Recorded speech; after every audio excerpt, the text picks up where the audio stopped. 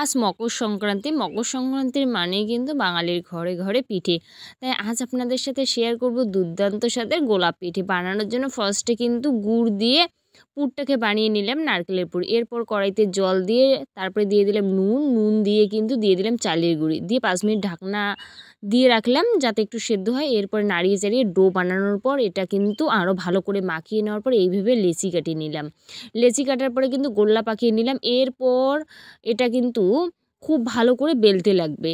বেলার পরে যে নর্মালি গ্লাস থেকে গ্লাস দিয়ে কাটলাম একদম লুচির মতো করে সবগুলো। এরপর একটার উপরে আর একটা বসিয়ে এইভাবে নারকেলের পুর উপরে দিয়ে ফার্স্টে কিন্তু এইভাবে একটু ভাঁজ করে নিলাম। তারপর কিন্তু এইভাবে ঘুরিয়ে ঘুরিয়ে গোলাপ ফুলটা তৈরি করে নিলাম, একদম সহজ পদ্ধতি। তার লাস্টে যতটুকু আছে আটকে দিলাম। এরপর জলের ভাপে এটা কিন্তু 10 মিনিট করলেই আমার গোলাপ পিঠে একেবারেই রেডি। আপনারা বানিয়ে দেখতে পারেন, আমার তো বেশ ভালো লেগেছে। আপনাদের কেমন লাগলো জানিও, লাইক কমেন্ট শেয়ার করো। Love you guys.